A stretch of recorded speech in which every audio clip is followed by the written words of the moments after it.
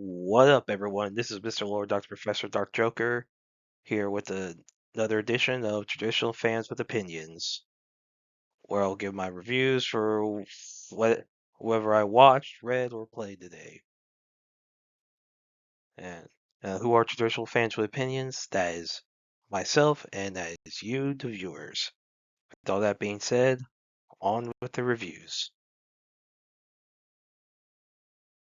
My Hero Academia Vigilantes, Season 2, Episode 10. So in this episode, Sukachi tells Eraserhead that the intel that Eraserhead got from the Vigilantes allowed them to. Now Sukachi, so far as he knows, they're anonymous tips. He doesn't know who gave Eraserhead the tips. Anyway, so basically they were able to track some of the drugs and stuff to Onomura Pharma Corp. And Sukachi believes that it's a front for the villain factory. So Sukachi recruits Facum and Monica to help out. Now Eraserhead helps Monica with infiltration due to Facum, well, not necessarily being good sneaking around. Eraserhead has to help Monica with that so that in case combat gets involved, he can provide backup. And so while this is going on, Captain Celebrity's farewell party goes on. And so like all the preparations are going on. The police, Facum, Racerhead raid the brand or raid the Onamura farm branch of Kanto where the trigger drugs are at. And there's like a bunch of bombers. So the scarred man unleashes the bombers and escapes. Now, so during the farewell party, Captain Celebrity shows off a photo of himself with his wife Pamela and their newborn baby. And he calls Pamela on stage, who gets embarrassed by him showing the picture to 50,000 people. So while some of the other heroes are doing an act, Koichi is asked by Makoto to get the captain to come back on skates for the next set. And the captain's still on his phone with his wife, basically apologizing for it. And so then the bombers attack and Koichi's knocked outside, but Koichi's able to use his quirk to grab onto the wall. So Captain Celebrity starts fighting off the bombers. That's which start blowing up parts of the pillars of the Sky Egg. So yeah, basically, obviously there's a chance, now of the Sky Egg falling down. So they gotta deal with that issue. So yeah, I thought it was a good episode. It was freaking funny, like Captain Celebrity's wife just being so embarrassed, and how basically how Captain Celebrity how he acts, it's so freaking funny how awkward they got. And then see the whole thing of Koichi trying to visit that store or whatever to get to meet with the Eraserhead. But the guy was Eraserhead show up for a while. Then with Koichi sees Eraserhead with Monica, he tells all of them that he's that Eraserhead's hanging out with the girl, and he mentions that Monica was like an idol or something, and all of them were like, when Eraserhead actually finally visits, they're like, I was like, Eraserhead, you're dating the idol? What the heck? Like that bit was so funny. Like I thought it was freaking hilarious. So yeah, I thought it was a really good episode. Looking forward to the next one. Golden Kamuy season 5 episode 10. So in this episode um so uh so Sugimo's group they use when they're searching around the area, Hijika reveals that there's like a character that's tattooed on him called that was labeled God, god, and he theorizes that's where the treasure's at, based on where you lay out the map over the area. So they find a box. They're revealed to have a deed to a bunch of land in Hokkaido for the I that was that the Ezo Republic signed over to the Ainu. So yeah. So then everyone, but then some of the gold was used. Everyone's like, crap, all the gold's gone. Now it's revealed that only half was used, only around half was used. So there's still like a little over half. So it was like 37,125 uh, tons of gold was used to buy the land, but the total that was given to Hijik that Wilk said existed was 75,000. So there was still like, you know, 37,875 tons left. So then they all get excited, try to find the gold, but then, well, the attack starts.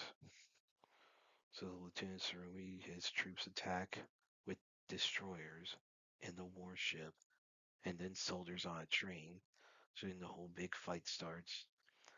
And Sugimo, you know, Asarpa, and Shiroshi, like they're all trying to find the gold, and they find the gold. Now these guys get out. So yeah, I thought it was a good episode. Basically you have all the stuff with the deed. Now they found the gold, and Hijikata looks like he's gonna get one last fight that he wants to have. We'll see what happens. That should be interesting. But yeah, I thought this was a good episode. Liked how all the final fight set up. The gold's finally been found, and we'll see like what all happens. So yeah, I thought this was a good episode. Looking forward to the next one. Primal, season 3, episode 9. So in this one, so Spears' battle instincts like get worse due to like he's thinking of his daughter. Like so during this fight he has visions of his daughter, so he has to like get around that, but he's still able to win once his mind gets back into the fight. And so he keeps drinking the black liquid, and he in his little like his room he makes cave paintings of you know himself, Mira, his daughter, Fane and her offspring, and he like makes a doll for his daughter from from some mementos. He takes his trophies from some of his opponents, and as he drinks the more the black liquid, he starts becoming more human. Now his right arm still looks like a skeleton arm, and his skin's still pale. Now the chieftain of the tribe he's staying with, like the volcanic elder, noticing the drawings, offers Spear of a female volcanic dweller for Spear to have sex with. Spear refuses, and he gets on his pterosaur to fly back to Mira's village to give his daughter the doll. And he notices that, you know, basically neither none of the dinosaurs nor Mira and his daughter are there. So he searches for them now in the jungle. So Mira, who some reason took the daughter with her, I don't think that's a good idea, but whatever. Fane and her offspring, like all 5 of them are in the jungle. So like they explore, you see, Mira's daughter having fun and whoever. And then so they're attacked by a black panther that looks like it's cursed by something. Like it's big. So it like really scratches up Fane. And basically they all try to protect Mira's daughter, and Mira's back is scratched when she tries to protect her daughter. So episode ends with Spear on the Pterosaur trying to track down you know Mira. So we'll see like what happens next week. So that should be interesting because next week's the finale. So next episode they'll be done. Whether or not Spear goes back to being dead, whether he fully revived, whatever happens, next week it ends. So we'll see what happens. So yeah, I thought it was a good episode. Like the combat, like how Spears came back to being almost human. So we'll see how Fate reacts to him next week. So yeah, I thought it was a good episode. Looking forward to the next one. Paradise Season 2, Episode 5. So this episode primarily focuses on Gary, who's the mailman. Basically, he's the guy that Xavier comes across at the end of last episode. So basically, before the apocalypse, Gary, an online gaming friend of his named Enos, who's like basically they start preparing for apocalypse after hearing like conspiracy theories about the bunker. So they recruit some people, and they form a group. Some didn't believe it was gonna happen, but they're glad they were prepared. Now, when the whole apocalypse happens, Gary saves his kid named Bean, then comes across Terry, and Gary's able to convince Enos to let them come along. And so, over 3 years, like the community forms inside this basically a bunker in the post office that can survive radiation. Basically, they're trying to wait 3 years so that they can so that the environment's livable again, and they have rations to last till then.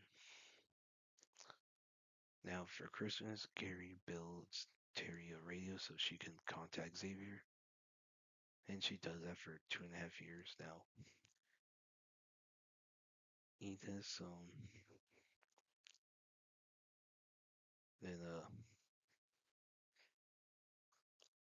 so, and Enos, who not really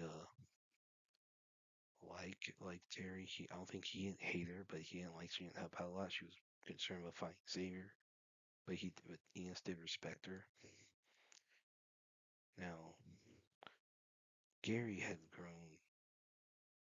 fallen for Terry. Now, Terry rejected him, and Gary seemingly was like, "All right, if you don't want that, that's fine." So,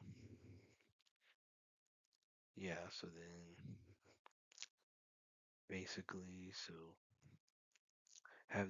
Terry and Gary like try to take care of Bean. They basically both, with Terry especially acting as like a parent figure for the kid. So yeah, so then basically after 3 years, some of the people start leaving they leave the area. Basically, they don't like Enos because he acts kind of like a dictator. And then Terry uses her, she studies mushrooms. She uses her knowledge of mushrooms to make a biofuel to power truck for her and Bean to go to Colorado. Now, and yeah, so Terry had been broadcasting for 2.5 years, and her radio gets broken,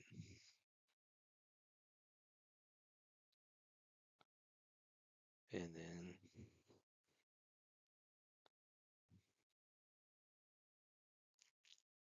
then yeah, so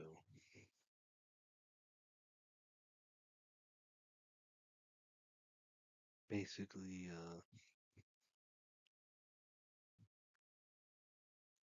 yeah,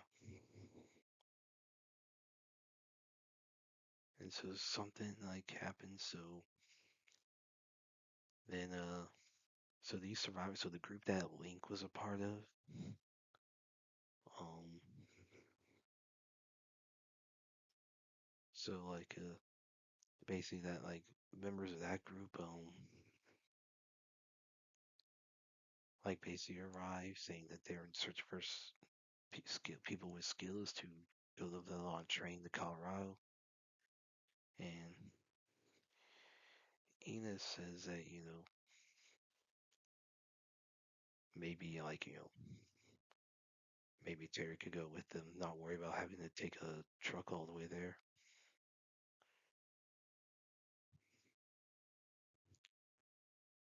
And so yeah, so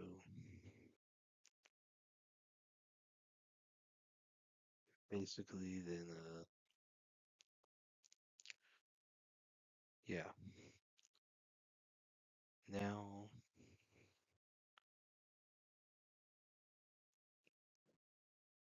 basically then now one thing happens is so Terry's radio does get smashed before this, and so it is implied that he did that. Enos apologizes for ruining the rate for screwing up the radio. So it's implied that maybe he did is the one that smashed the radio. Now, given what happens at the end, it may not be the case.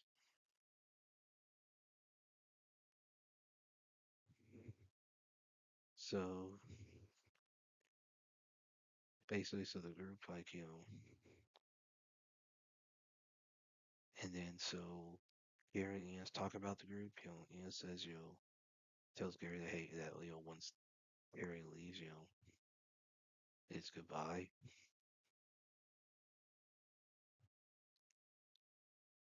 So and then but Gary shoots Enos. Now Bean had saw the murder. So now in the present, so Bean and Terry are both missing.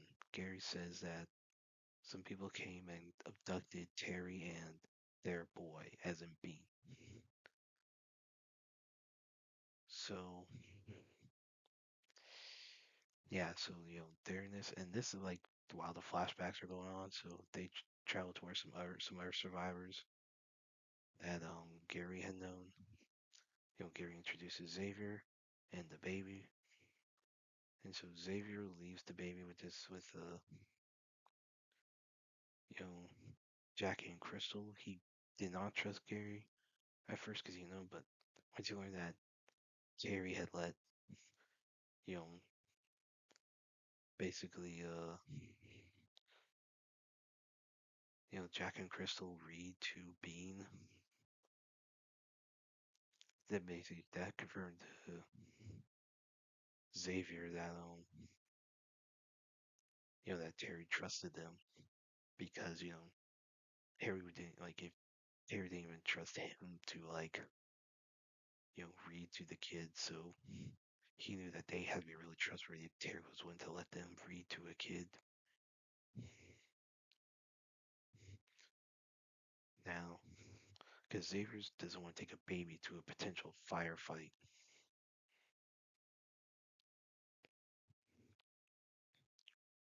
And so Xavier tells Gary that he knows that Gary's withholding information, and Gary confesses that he was into Terry. Now that's the only thing he knows. Gary's willing to say, and Gary says he promises to help Xavier rescue Terry.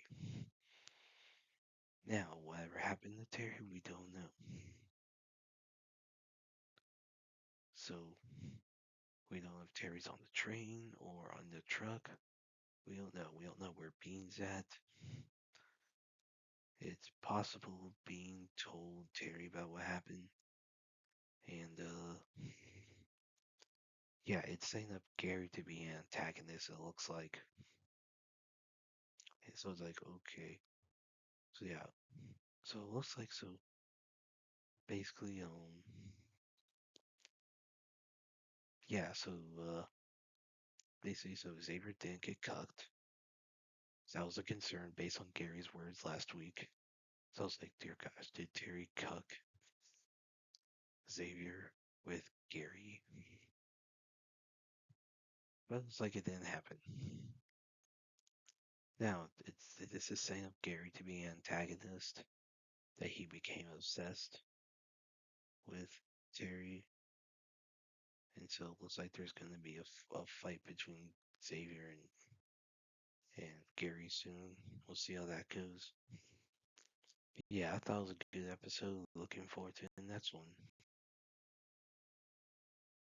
Watson, season 2, episode 12. So in this episode, so this guy is taken to the Holmes clinic after his like penis ruptures or something, or is injured. Now, like the basically it was like yeah. So then Ingrid notices something and like with like blood tests or whatever, and she says they need to find whoever he was with. So they track the girl down whose name is Rin Booker. Basically, Rin has a neurological condition, and after a bunch of investigations where it was hereditary, they learned that Rin and her family were in a plane crash in the Arctic, and that she and her brother were the only survivors. And it's discovered that so they like so it's discovered that so Rin, so the parents, so the other siblings and the parents, they die on impact. So Ren told her brother Robin that the food they were eating to survive was fox meat. Now Watson suspected it was something different because the at that point in time when the crash would happen, the foxes would have camouflaged with the snow, so it wouldn't work. So the 12-year-old would not be able to find all that, like the foxes. But the meat that was available was her family's flesh. So Ren had basically chopped up her family to feed her and her brother. Did not tell her brother about it, and that's why a bunch of guilt and stuff. And Rin had him in caught Kuru disease, which comes from the Papua New Guinea, whatever. Basically, Papua New Guinea, a lot of cannibal tribes would like get that disease through that by basically when like a foreign human DNA gets inside of someone, basically however it passes. And I guess in Papua New Guinea it was through people eating the flesh of someone that had it, and that disease is a big reason why I guess within the show cannibalism doesn't really exist anymore now. And Rin's parents had the disease, or at least one of the parents, but not through cannibalism, probably through an open wound or something. But they were in probably around the time when that disease was rampant. And so it's possibly Robin has it. Now, Rin tries to kill herself, but Ingrid talks her down. Watson tells Robin everything. Robin, who had basically been distant from Rin due to Rin acting a little crazy over all the guilt and stuff. Robin reconciles with Rin and introduces his daughter to her. So, and Adam and Lauren, they learn that they're having triplets. So, Lauren decides to, quit her job to take care of the kids. Respectable. Because basically, like, with three and just hiring a nanny, that would be too much stress. So Adam will be like the sole breadwinner. So he's concerned. So like he makes a deal with some TikTok influencer or whatever to have to like do some endorsement of that guy's like product, whatever, in exchange for his book getting promoted. And so, which is understandable. Like, I don't know what the product is, so I don't have an opinion of the product, or the guy promoting it. I don't know if that matters. So Stevens thinks that Adam's throwing away his integrity for money, but I mean, as long as it's not anything really bad, like really bad, I can understand. I mean, with Adam being the sole breadwinner, if he does have to worry about his family. And so, yeah, so basically, then, so Shinwell uh, is trying to find Holmes. He's not able to, so he takes leave in order to continue the search for Holmes. So, yeah, so I did not like this episode. So, okay, here's the thing. Oh.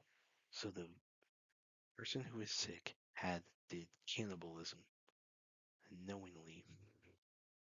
Now, don't know how old Robin was when the incident happened, but he didn't know about that the meat he was eating was his parents. As far as he knew, it was fox meat.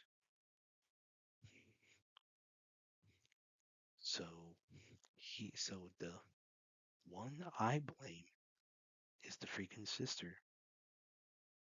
Like, feels like, oh, there was no other choice to survive. I'm sorry, but freaking eating your family, that is messed up. Eating people is messed up. Like me, I just let myself starve to death before I would even think of that. I'm like, I would not go that route. I would eat the snow. Heck, I would eat the yellow snow before I would do that crap.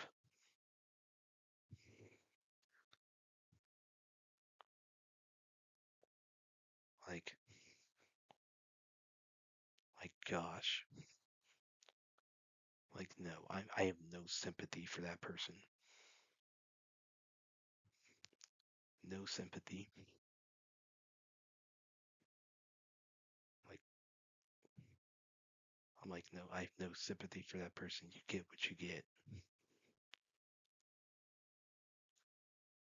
Like, I mean, heck, and one of the siblings was like alive but in pieces, so at least to a possibility that Rin had killed the other sibling in order to put the sibling out of the misery.